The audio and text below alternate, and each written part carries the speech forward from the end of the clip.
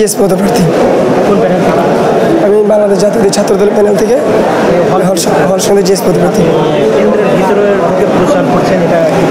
আমি ভাই প্রচার করছি না, ওনারা যারা আমাদের হলের ভাই ওনাদের কাছে জাস্ট এটা জানালাম যে আমি আসলে আছি ওনাদের কাছে। আমাদের আগে প্রচারণা হয়েছে, কিন্তু আসলে ব্যাপারটা হচ্ছে এমন, আমরা এতজন প্রার্থী সেন্ট্রাল বলেন হল বলেন আসলে মনে রাখাটা সম্ভব হয় না।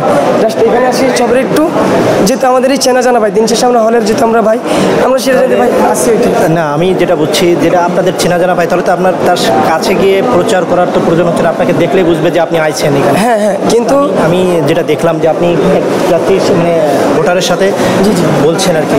জি হ্যাঁ, ওই হ্যাঁ হলের ভিতরে ওনার সাথে আমার বাইরে কথা ছিল, কিন্তু উনি তখন আমার কথাগুলি অতটা ঠিক মনোযোগী শুনতে পারে নাই। ওনার সাথে আমার মেসেঞ্জারের কথা স্টিল আমার ওনার কথা, কিন্তু উনি এটা তখন আপনার মানে বলেন না চেহারা তো দেখেন। আসলে এতজন 541 জন, আমি যদি হল সংসদ ধরি আসলে 541 জন ভোটারকে ইন্ডিভিজুয়ালি রিচ করা, আসলে আমরা যদি ছাত্র আমাদের পরীক্ষা থেকে অনেক কিছু থাকে এর মাঝে এটা তাই বলে হলের ভিতরে এটা বৈধতা মনে করেন না? অবশ্যই আসলে ওইটা বৈধতা না, কিন্তু এটা অবশ্যই বলেন না। আসলে যদি আপনি যদি দেখেন অনেকজন তো করে, হ্যাঁ একটা ভুল হইতে পারে, আমি আমার ভুল স্বীকার করি, এটা আসলে কোনো ইয়া না।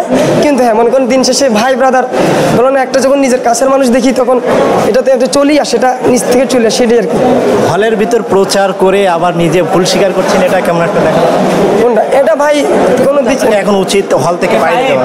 জি জি হল থেকে বাইরে যাওয়া, যেহেতু আপনি ভুল স্বীকার করছেন। হ্যাঁ হ্যাঁ না অবশ্যই আমি এখানে মূলত আসি প্রার্থী মনে করেন আমাদের যে প্যানেলের যে আপনার কি বলো না প্রতিনিধি, প্যানেল প্রতিনিধি হিসেবে আমি আসি এখানে দেখাশোনা করতেছি সকলকে। আমি যাদের ইয়াতে এর মাঝে আমি সাধারণত আপনি দেখছেন এর আগে আমি জাস্ট যা করছি এটা করছি। এখন মাঝে মাঝে যেটা হয় শুধু আমি না হইতে পারে, আপনি এর আগেও লক্ষ্য করছেন আমি ছাড়াও অনেক প্রার্থী আসছে, প্রতিটা প্রার্থী এরকম নিজেদের